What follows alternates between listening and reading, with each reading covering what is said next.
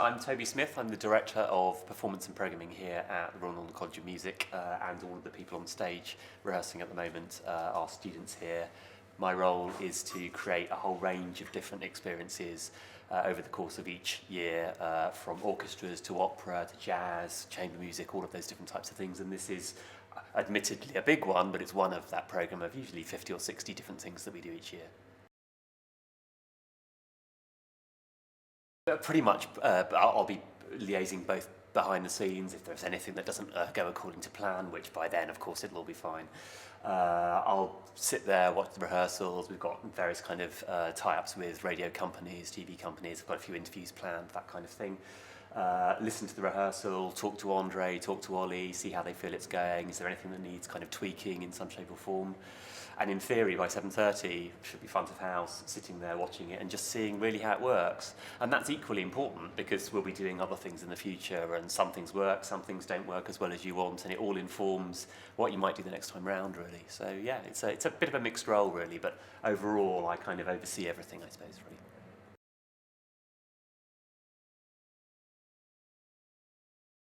The idea behind the whole evening really was something that we tend to do at the end of each year. We try and either go somewhere else outside of the building into a place where there's not normally music. We've been to museums, we've been to art galleries. Last year we went to a huge rail station. And we try and take music into a place that it doesn't normally exist. Well, this is a concert hall, and it does have music all the time. So we decided to kind of turn the whole thing on its head and perhaps take music, collect music, put music together that actually wouldn't normally be presented in that kind of space, or certainly within what one might think a conservatoire orchestra would do. So we started with The Rite of Spring because it's a seminal programme, lots of composers, lots of pop musicians cited as being a really important work that changed the way they think about things. And I got reading about various people and things that they'd said about that, and got chatting to Andre, who we wanted to work with for this concert. And we then arrived at the Johnny Greenwood piece that opens the concert, Johnny Greenwood being the guitarist of Radiohead and has started to write pieces for full orchestra.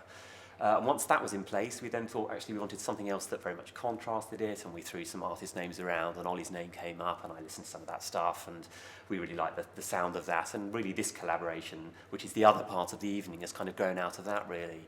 But it's been very collaborative. I mean, I've spoken to Andre throughout. We met Ollie in Berlin a couple of months ago. We've sort of been in constant contact as his arrangements have taken shape. We've given him advice along that way, really, as well as liaise with the students and book players that we think are sympathetic to the basic idea of what we're trying to achieve. And this is what it all becomes. I mean, it's a full orchestral evening with lots and lots of different kinds of sounds. But I like to see the whole thing as, from a programming point of view, as being interlinked. You know, someone joked the other day, it's a sort of about 6 degrees of musical separation, that you can link all the pieces in some shape or form and find people who link them in that way. And indeed, the programme that we're giving everyone who arrives kind of makes those links almost in a kind of drawing way, really. Yeah, so it should be orally exciting, and I think pretty much everyone in the hall will hear something that they perhaps have never heard before, and that surely is what it's all about.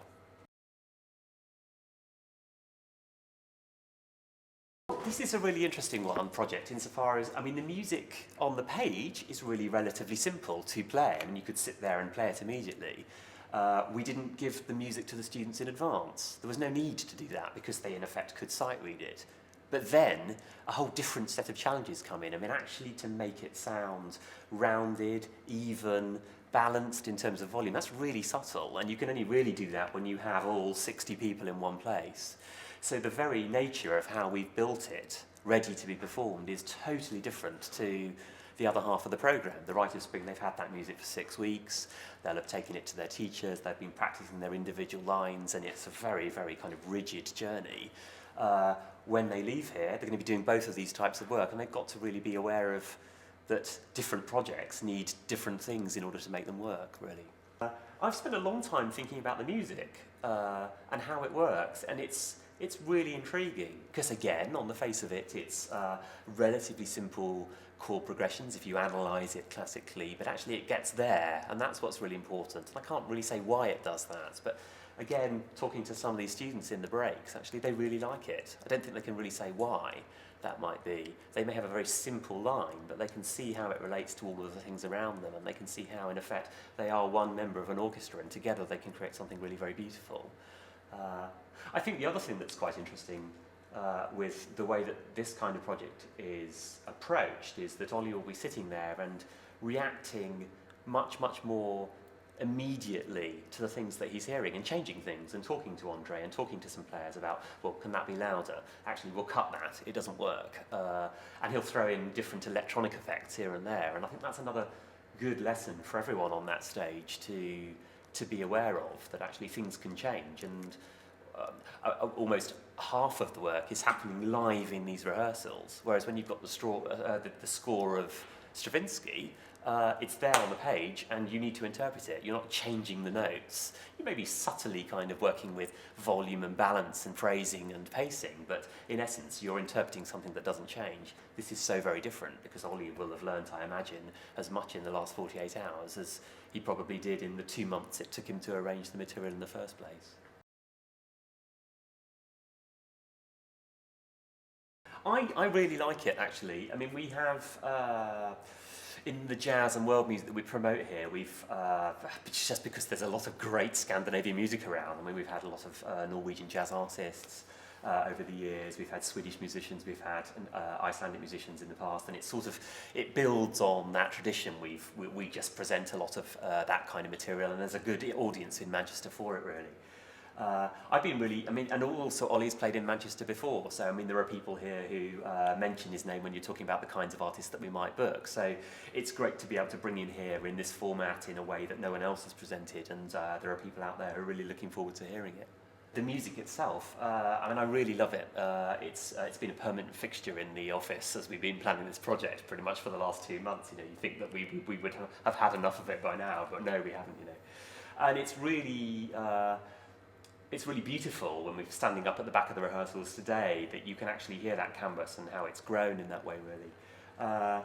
It's a really intriguing music, really. It is inherently simple, I mean, harmonically, lyrically, and it's difficult to pinpoint exactly why it means so much, but actually I think it's a very direct music, and it actually, almost the quietness or the preciseness of it finds a sort of way in here to the heart, really. And I think that fundamentally is what all music is trying to communicate in some shape or form, and this seems to have a very, very direct way in, really. And that's probably why we've never got to the point where we've taken it out of the CD player, really. I think there's real mileage in this music and what he might do with it beyond here. I mean, he's now got a full album's worth of orchestral arrangements, and they would very easily transfer from orchestra to orchestra, and I can't imagine he won't be doing this again, you know.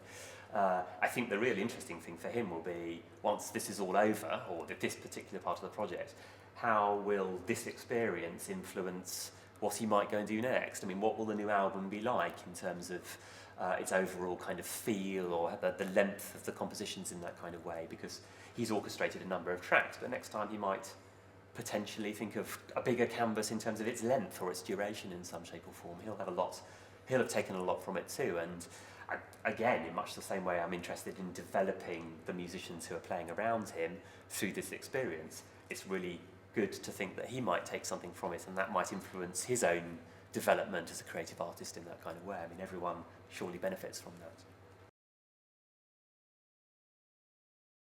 It's really about, actually, well, what does the orchestra mean in this day and age, 21st century? I mean, I can't afford not to think of that. I mean, here we are as a conservatoire, we're training people to play music, and at the moment, one of the key things that they will do when they leave here will be play in an orchestra context. And there's a huge repertoire, and there's some fantastic and wonderful things out there, but it's broadening all the time, and I think it's really important that students get to grips with that repertoire and the particular demands that it places, but at the same time, there are whole other worlds out there. There's film music, which they will play in some shape or form.